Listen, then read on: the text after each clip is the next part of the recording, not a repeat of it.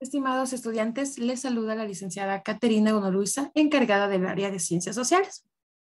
Hoy vamos a continuar con un nuevo tema de nuestra clase, y son los imperios coloniales en América. Nosotros en el anterior tema hablamos brevemente de cómo Cristóbal Colón llegó a nuestro continente y cómo es que ellos empezaron a conquistar y a adueñarse de todo lo encontrado. El día de hoy vamos a hablar específicamente de qué países, qué personas llegaron a conquistar y cómo lo hicieron, cómo se lograron estos imperios en nuestro continente. Primero, como ya les había mencionado anteriormente, el interés que tenía Europa por buscar nuevas rutas comerciales, por buscar materia prima, por buscar oro en distintos territorios, permitió que lleguen a nuestro continente. Claro, ellos querían llegar a las Indias, pero al final encontraron América y fue mucho mejor de lo que ellos pensaban. Entonces ellos tenían interés por los misterios y por las riquezas de nuestro continente. España y Portugal pues buscaban metales preciosos como el oro para surgir económicamente. Y aparte de todos estos metales preciosos como el oro, ellos querían también formar nuevas rutas comerciales. ¿Cómo fue la llegada de España a nuestro continente americano? Primero, cuando ellos llegaron aquí a nuestro continente, no fue una llegada como ellos pensaron. Ellos llegaron y los nativos americanos los aceptaron bien, no los trataron mal. Sin embargo, ellos sí estuvieron en una posición de ataque. Cuando llegaron, se encontraron con autoridades nativas llamados caciques, por lo cual ellos pensaron por un momento que sí estaban llegando a Asia, es decir, a las Indias. En un principio pensaron esto. Las intenciones fueron establecerse automáticamente como señores, como la realeza, como los jefes de todas las tierras conquistadas.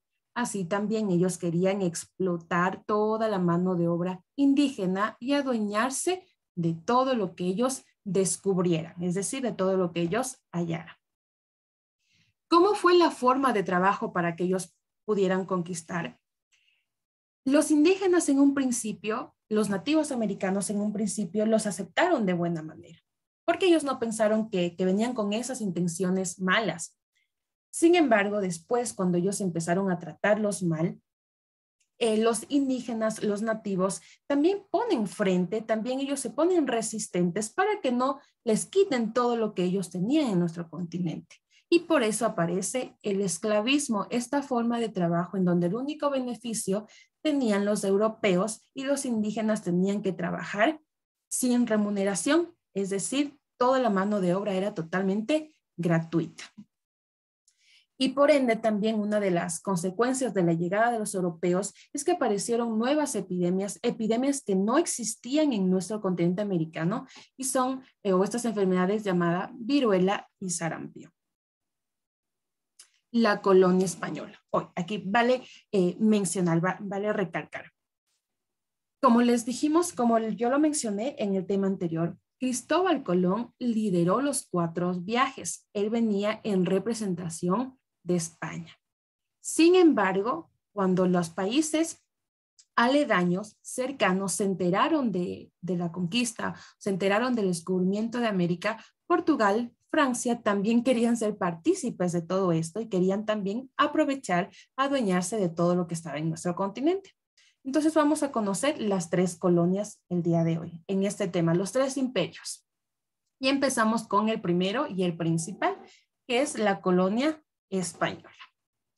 Cuando los españoles llegaron, claro, ellos pusieron en práctica el trabajo esclavista en donde maltrataban, explotaban a la mano de obra. Si algún indígena se resistía demasiado y no quería trabajar, no quería obedecer, ¿qué hacían los españoles? Pues los mataban al instante. Como se dieron cuenta que mucha población indígena estaba muriendo por el trabajo forzoso o porque ellos los mataban por no querer trabajar, los españoles piensan en un sistema, en una forma de trabajo que ya se hacía en Europa, y es la llamada encomienda. ¿De qué se trata esta encomienda? A un colono, es decir, a un conquistador, se le entregaba un pequeño grupo de indígenas o de nativos americanos a cambios de trabajo. Es decir, Un colono, un conquistador, tenía bajo su cargo a un grupo de indígenas. Estos indígenas debían trabajar para él, pero él también debía protegerlos y a su vez debía evangelizarlos. De esto se trata la encomienda.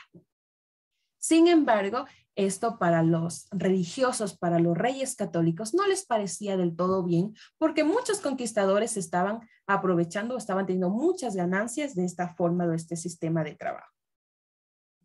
Luego de algún tiempo, en 1409, aparece la primera Real Audiencia Española en Santo Domingo. Y esta era la forma de administración de España aquí en el continente americano. ¿Cómo era esta forma de administración o para qué servía la primera Real Audiencia Española? Pues lo que se buscaba es que haya una justicia española. Es decir, que no solo ciertos colonos empiecen a tener más ganancias, sino la realeza, los reyes, la iglesia. Entonces, esta primera Real Audiencia Española, lo único que buscaba era beneficio para los de la clase social alta de España en 1509. Sin embargo, muchos, y aquí cumplía un papel importante, la religión cubría o aceptaba todo esto.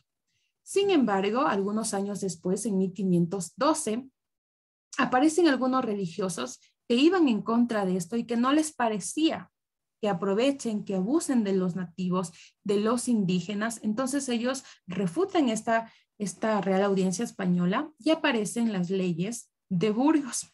¿Qué quiere decir esto? En este documento, en esta propuesta, lo que se buscaba es terminar totalmente con la esclavitud. Que dejen de ser esclavos y que ahora pueden, seguir trabajando, pero que sean remunerados. Que los españoles paguen cierto porcentaje a los nativos. Se quería que los nativos tengan una libertad hasta cierto punto.